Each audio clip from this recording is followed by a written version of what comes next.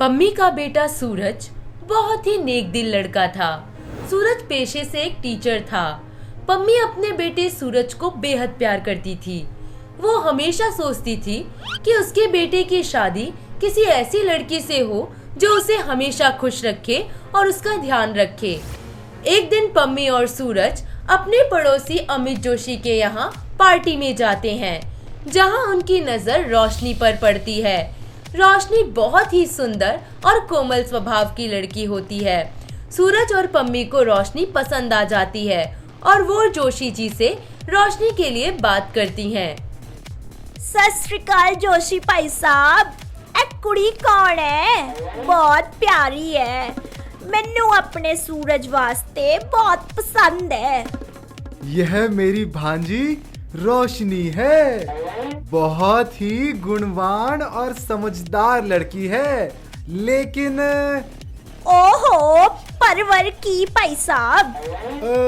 जी वो बात ये है कि ये रोशनी आंखों से देख नहीं सकती। इतनी सुंदर आंखें ता देख नहीं सकती, ये सब कैसे हुआ? अरे पम्मी जी, दरअसल ये उन दिनों की बात है जब रोशनी कॉलेज जाया करती थी। एक दिन रास्ते में उसका एक्सीडेंट हो गया और उसने अपनी आंखों की रोशनी खो दी। हाय हाय रब्बा, कितना बुरा होया। कुड़ी इतनी सोनी ता देख ही नहीं सकती।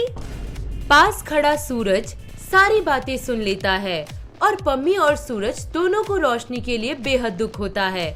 कुछ देर बाद सूरज और उसकी माँ पम्मी अपने घर चले जाते हैं, जहाँ सूरज अपनी माँ से कहता है, माँ कितने अफसोस की बात है ना, उसका नाम रोशनी है लेकिन देख ही नहीं सकती। हाँ हाँ पुत्र जी, पर हुन की कर सकते हैं? कुड़ी तो बहुत चंगी है, मिन्नू तो पसंद भी सी।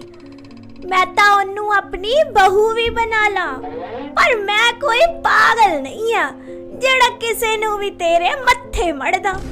अरे relax mom.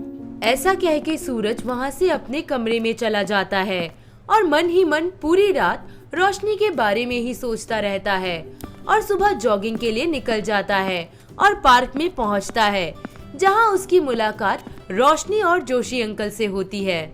Good morning uncle ji. Good morning Roshni. अरे गुड मॉर्निंग भाई, good morning Punjab express. Good morning जी। तभी जोशी जी वहाँ से पास ही अपने दोस्त शर्मा जी के पास किसी जरूरी काम से चले जाते हैं और सूरज को रोशनी को घर तक ड्रॉप करने के लिए कहते हैं। रास्ते में यूं ही चलते चलते सूरज और रोशनी के बीच बातचीत होने लगती है। रोशनी तुम्हारी हॉबीज क्या क्या है वैसे? मुझे किताबें पढ़ना, म्यूजिक सुनना, गिटार बजाना बहुत पसंद है। इंटरेस्टिंग। तो कौन कौन सी किताबें पसंद है तुम्हें? वो सब बातें बाद में। मुझे लगता है अब हम घर पहुंच गए हैं। पर तुम्हें कैसे पता कि तुम्हारा घर आ गया? एहसास से, और सब कुछ नपा तुला है। कितने कदम पर क्या है मैंने सब गिन रखा है। कितनी गजब हो यार तुम।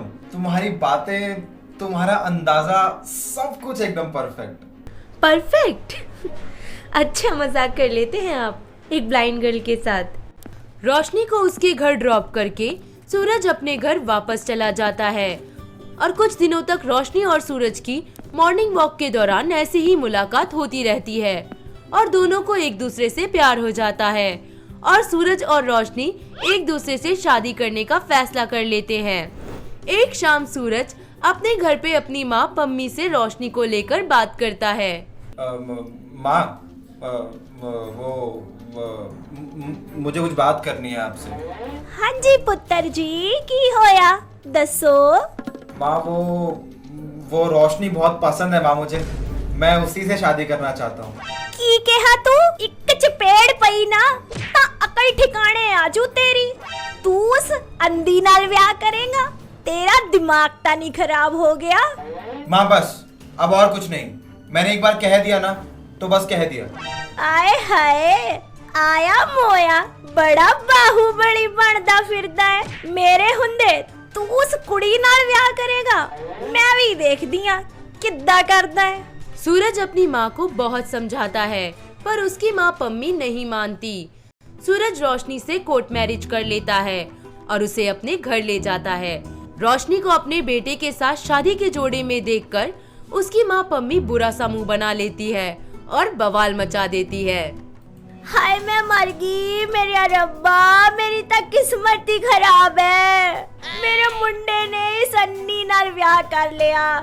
हाय दुनिया दिया बाकी कुड़ियां केड़ियां मर गईयां सी जो इसनु चुक के ले आया।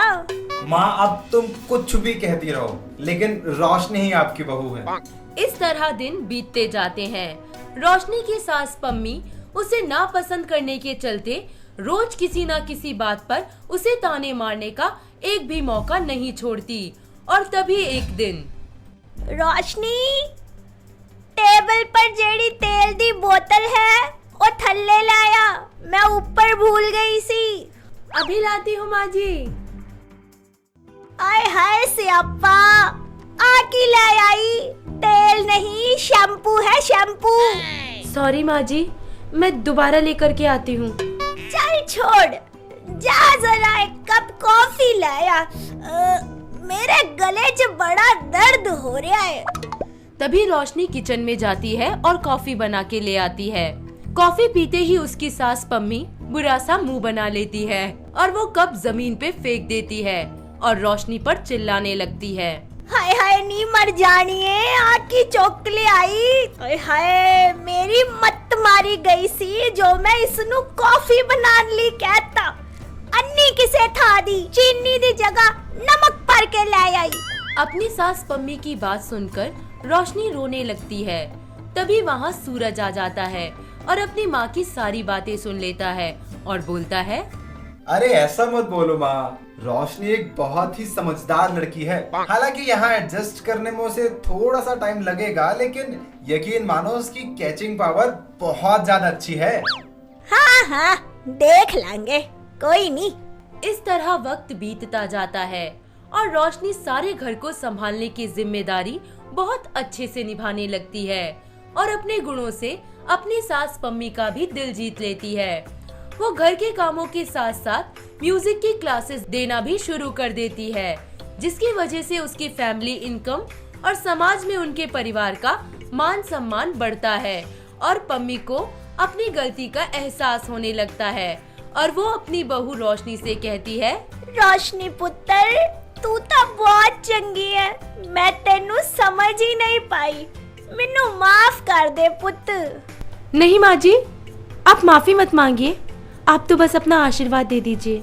देखा माँ, कितनी समझदार और मेहनती है मेरी रोशनी।